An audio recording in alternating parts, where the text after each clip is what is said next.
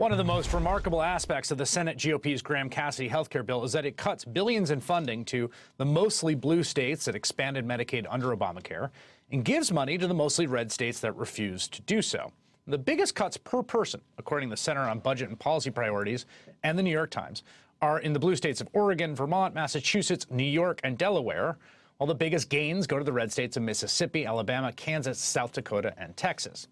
6 blue states are poised to see funding cuts of more than $2,000 per person, among them the state of New York. And I'm joined now by a Republican lawmaker from the state of New York, Representative Tom Reed.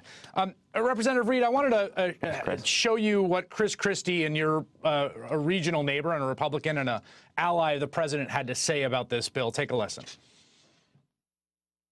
I oppose the bill for the significant reason that it's bad for my state. I'm the governor of New Jersey.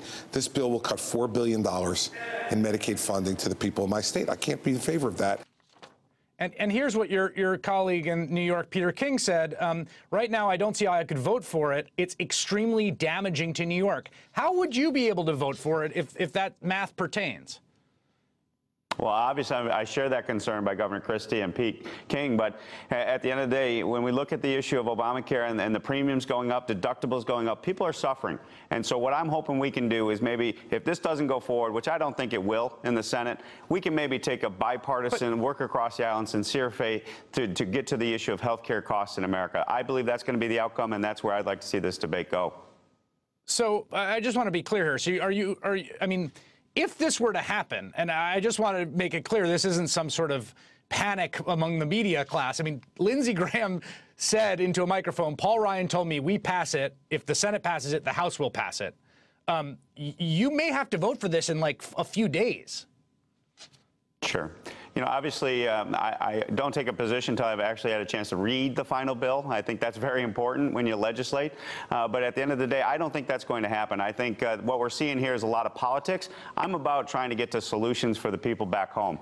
When I talk to people and they're losing health care, they're losing access to care under Obamacare, we can't do nothing. So if this fails, if and when it fails, which I think it will, now there's the opportunity for us to say, you know what, let's put the politics aside and let's start solving problems for the American people. But here's the problem, right? There was the Senate had started this bipartisan undertaking. They'd restored regular order, and you had Lamar Alexander and Patty Murray, and together on their committee, they were having witnesses come forward to talk about the things you're talking about. How can we attach fixes to the insurance marketplace to keep premiums down, et cetera? Lamar Alexander unilaterally pulled the plug on that process as a means of forcing Republicans to vote on Cassidy Graham. Should he have not done that? No, I think what he did, and you know, we in the Problem Solvers Caucus, our bipartisan group I co-chair on the Republican side with Josh Gottheimer on the Democratic side, we put together a proposal where we united as 43 members that said we would support these proposals to stabilize the individual marketplace. We talked to Senator Alexander personally multiple times, and I appreciate the work he was doing. And I think what he's doing is clearing the deck, saying, look, we have till September 30th on this partisan approach that our leadership wants to go.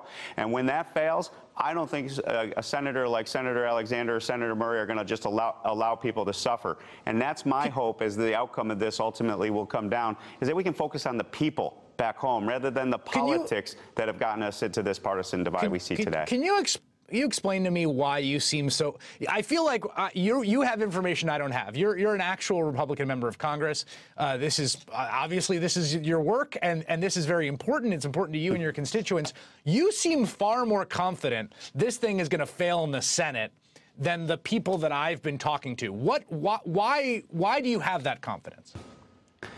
Well, I've been in Congress since 2010, and I've seen this partisan path before just blow up. And it doesn't work. You look at the Affordable Care Act itself and the flaws that a partisan bill that it was created to the American people. When you do things on a partisan basis, to me, that's not the best way to approach this. And that's why I look forward to working with good faith legislators on both sides of the aisle. And given where we are right now and given where the health care debacle was just a few months ago, I just don't see the votes being there to have this go forward and get signed into law.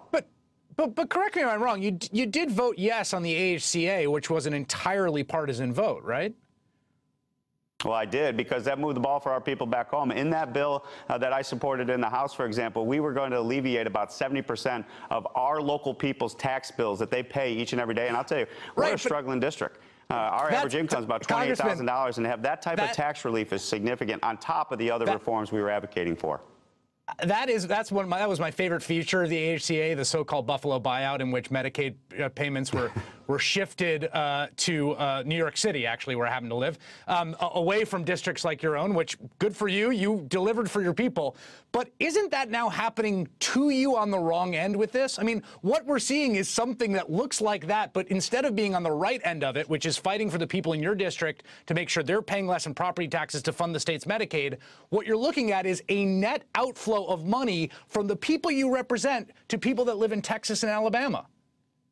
Well, oh, absolutely, and that is a significant concern, and that's why I share that concern, like Governor Christie and Peter King do, in regards to how that's going to impact our people back home statewide, and also in our district. So I'm very concerned about that, and that's where we got to look at the final bill, because you're going to have all these amendments. But right now, I think we're not going to have to face that in the House.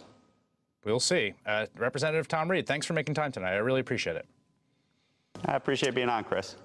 Hey there, I'm Chris Hayes from MSNBC. Thanks for watching MSNBC on YouTube. If you want to keep up to date with the videos we're putting out, you can click subscribe just below me, or click over on this list to see lots of other great videos.